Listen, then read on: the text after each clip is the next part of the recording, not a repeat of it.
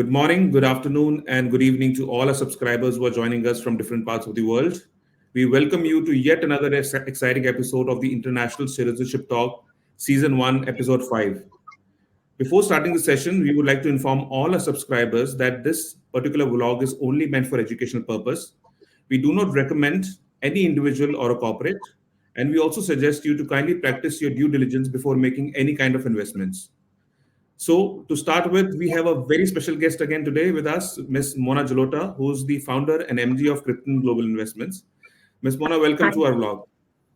Thanks, Mayam. Thank you so much. Great. So, before starting the vlog, Mona, it'll be interesting for our audience to know more about you as to how you have formed Krypton Global. Where were you before? How things have really grown in your life in terms of your portfolio as well. So, we would like to understand more about you first. So, Mayank, I have been a pure play property professional from 2008. I worked with two of the biggest property IPCs in India, Knight Frank and Colliers, for almost a decade. And then I started Krypton Global Investments in the year 2018 Hmm. with a eye to focus and concentrate on Indians investing overseas. And it was a pretty niche business proposition that I had, and I wanted to focus on helping HNIs diversify into different markets. Um, so we started with that. Then gradually it progressed to not just pitching in international investments to Indian investors, but also to global investors. And Interesting. and then we also expanded in terms of geography. So we started the company in India. In 2022, we started our London office. And now in 24, we have our Dubai office, which is, just it's the newest baby in the family. And we are going to start focusing on serviceability in the GCC region pretty soon as well.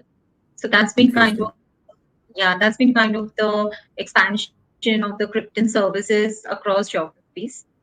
And of course, we continue with the same methods of doing good work, quality work, giving good advisory, and everything to do with real estate comes right in our wheelhouse. Mhm. What are the key services which are offered by Krypton Global in today's day?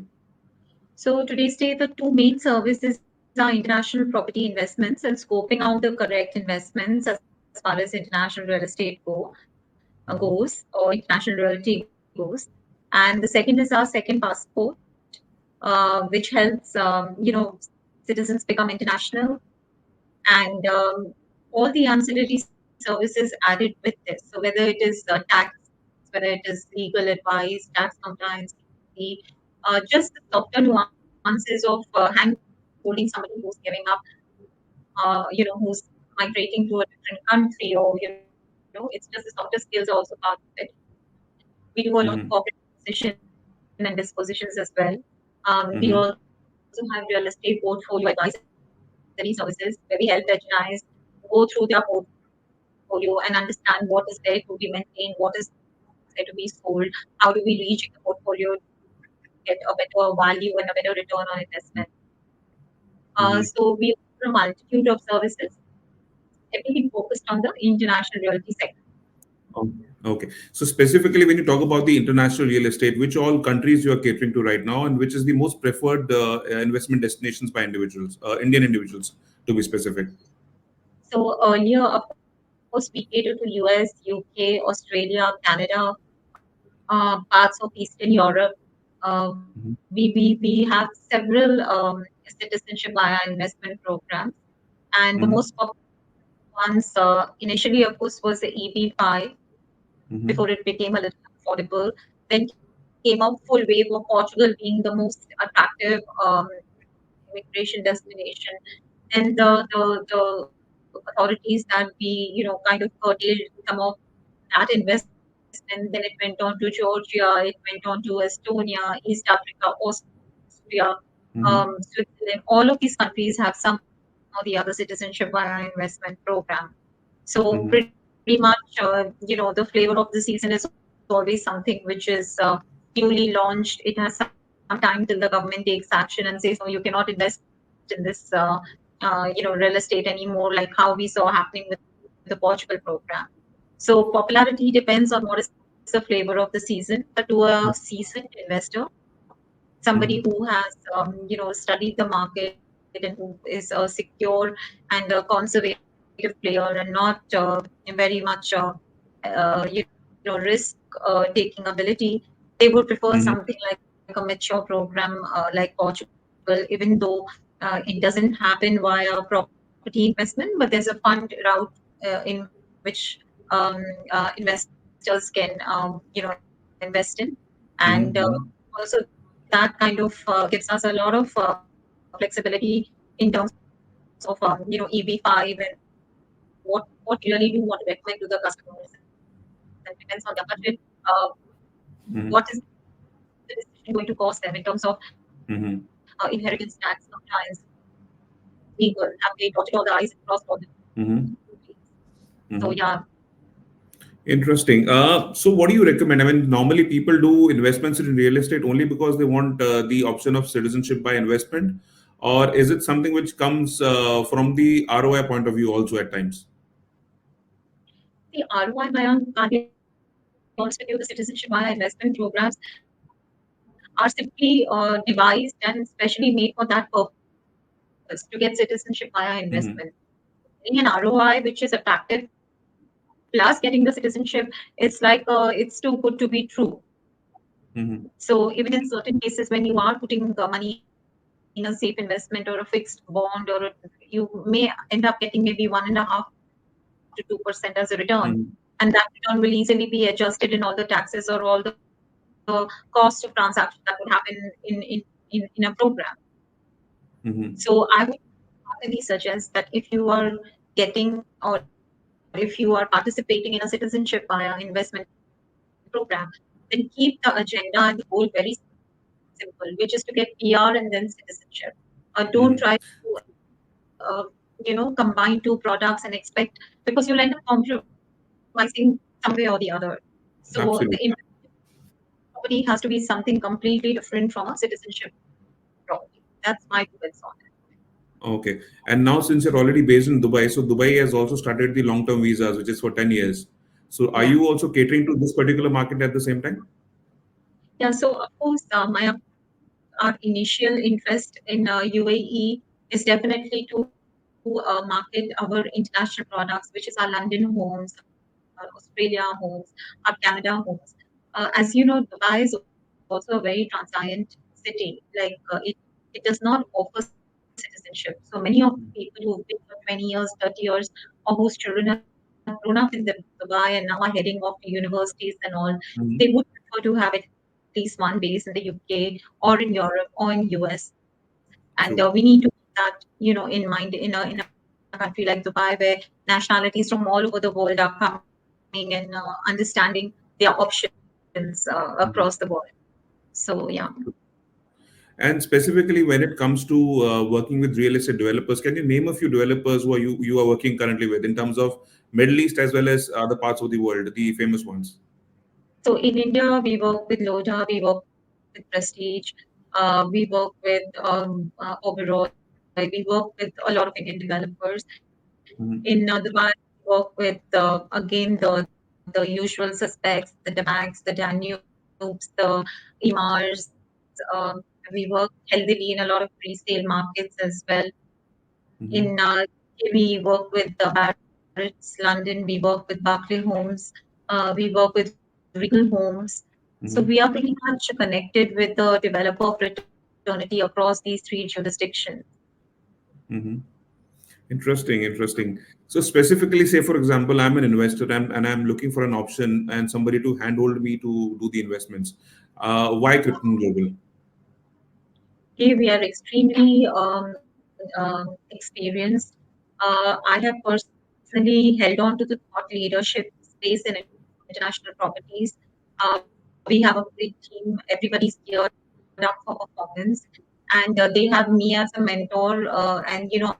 I'm pretty much just doing the role, playing the role of making sure that everything that we offer to our customers is compliant. And the investors keep coming back to Mhm. us because they've had a good time with whatever suggestions we've given. So that is Mhm. the idea behind it. agenda. Fantastic. And So, that's, what are the common?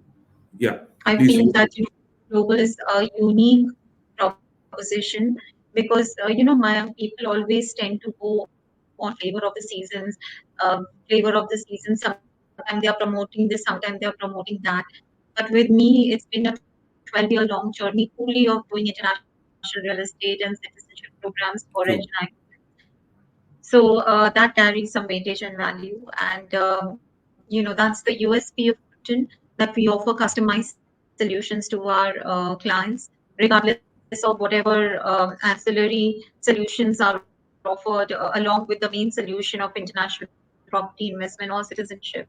We make sure we handle them in everything leading up to a transaction and not just the transaction itself. Fantastic, fantastic. So specifically, this is one of the common questions that I have been asking to all our people who have interviewed so far. That specifically, if somebody comes to you and who has no clues about any particular geography or region where he wants to invest, so how do you basically do your due diligence in terms of advising him the right way and right path of investment? What are the key criteria for investments which you think will make more sense for him to take a particular geography than the other? I think this is where really experience in this field comes in handy. Because choosing a country for a person who's wanting to be an international citizen is never about, Mhm. um, just repeat what you said. I just need to gather my So I was saying that specifically from a layman's perspective. So say, for example, an investor comes to you. Hmm. He has the kind of expense that he wants to take up on board. He has all the resources. He's confused with geography to take. How do you do your due diligence in terms of advising him the right one? So all the different opportunities that are available in the market, which is the best suited to his criteria? How do you judge that? So, like I was saying, this is where the experience really comes in, because the criteria is not only about what you're selling or what you're representing. It's about to understand. It's all about understanding what is the background of you wanting to shift your country, right?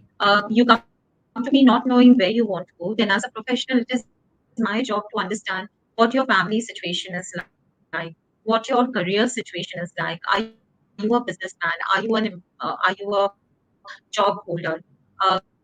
There are few parameters more than this that one can look into. Um, Hmm. Mayank, and this is how we guide the person, that we make them understand what their family situation is, what is the weather like. Like, I'll give you a small example.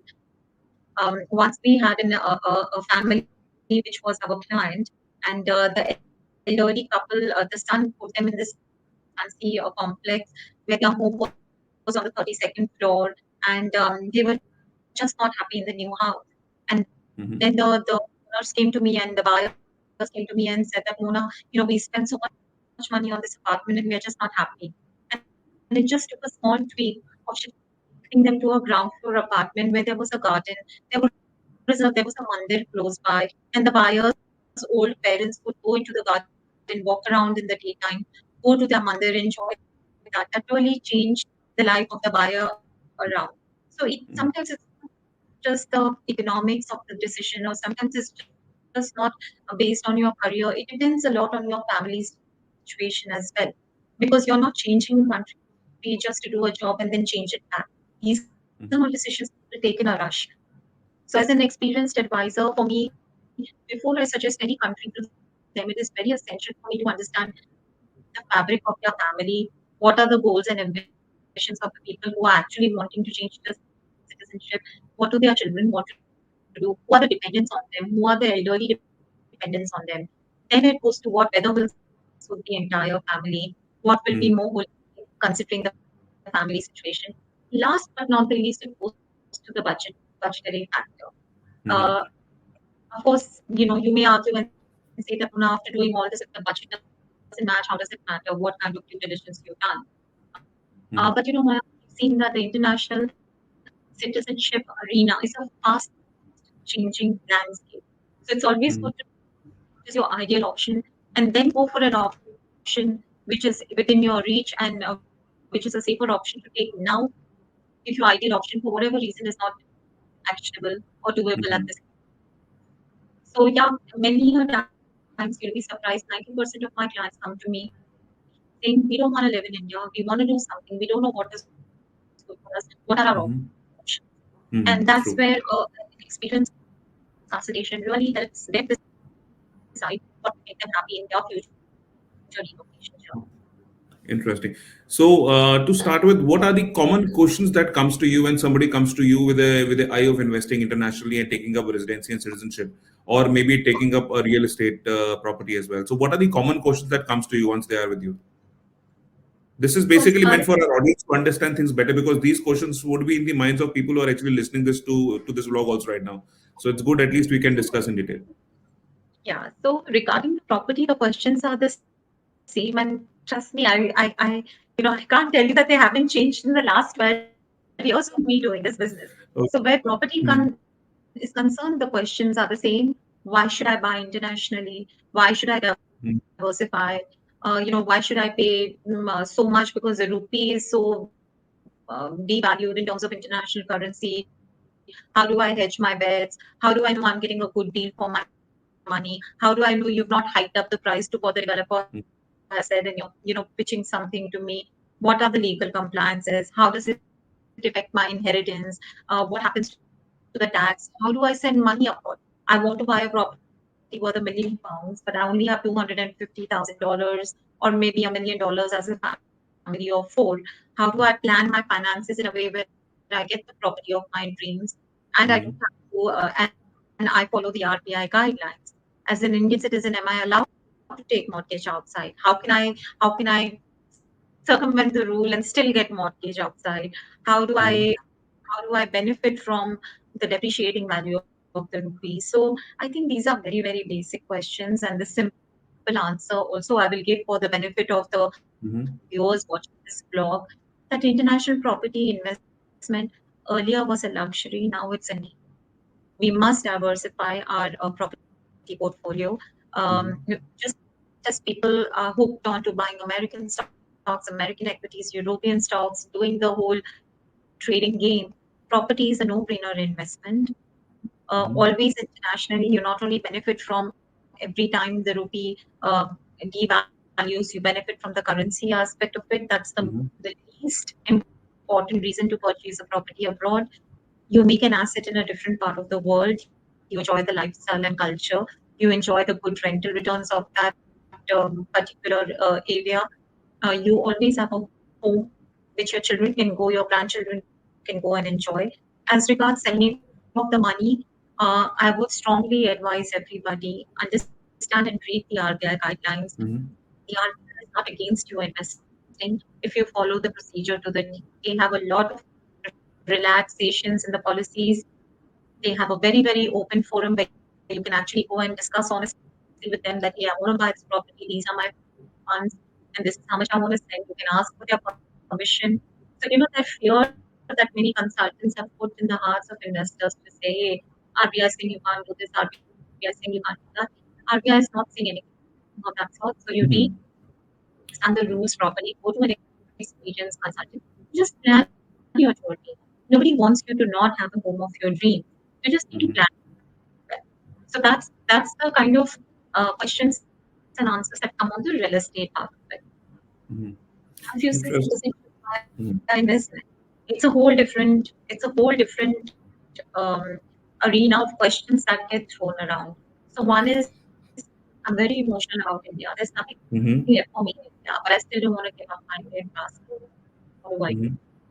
Then it comes, Hmm. okay, oh, if I take citizenship via investment program, do I have to change my passport immediately?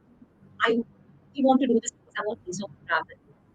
I only want to do this because my business is going to do better abroad. What do you feel about it? Which country do you think is the best for me? How much is the Hmm. investment? How much do you think we can go minimal on the investment? Is there any way the Hmm. 500,000 euros that I need to invest to get a PR of Portugal, can we find a way to make it 100,000 euros? Hmm. True. Questions that are asked, and once again, my short reply to all of this is changing your passport is a big decision. I would always recommend people to enjoy the PR for a couple of years, see how their business fares, see how their travel fares, see how they feel about about the country that is issuing the PR. Please do Mhm. not circumvent the rules.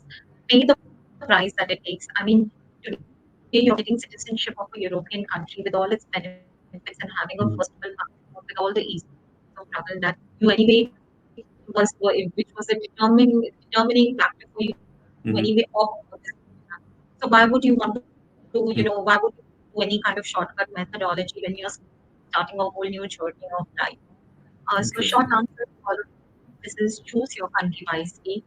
Always go in for a PR. Experience the country, experience the benefits of being a PR holder, and then make up your mind whether you wish to genuinely, let go of your Indian passport or whichever country's passport you're holding and get not worried about the visa. Check out the tax Mhm. laws, check out the inheritance laws, see what are your legal rights if you're a citizen of the country, and what are your legal rights if you're a PR holder of it. So Interesting. finding the nuances and the differences between being a PR holder and a citizen is extremely, extremely important to make your final decision whether you want to let go of your passport or not. Interesting. Interesting. So specifically, if somebody comes with you with a thought process of investing in one geography, this is another interesting question because some people have already done their due diligence, they have already done their homework, and then they come to you. But after listening to him, you could actually make out that that particular investment is not suitable for him. And were you able to alter his decisions later on? Was there any of such case for you? So I have experienced both sides of it. I've experienced where somebody came to me with their mind very, very firmly made up that this is the only route they need to take because they needed a passport immediately and they wanted this, they wanted that. And it took me a lot of fact finding and a lot of discussions with them to make them understand that the country that they were considering was not very well Mhm. looked up to because this was an Indian client. So India did not look up very well to the country, didn't have a very good reputation with the Indian government. And it took me Mhm. some time to convince them that their extended family is still in India.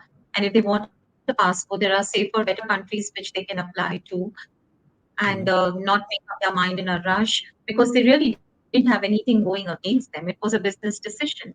And business decisions can never be made at Mhm. the cost of the safety and reputation of the family. So I think that was the thing that got across to them, and then they ended up changing their mind and doing things the right way. In another instance, I had somebody who was very keen. It was to do with property. They were very keen. It was a want to buy, not a need to buy.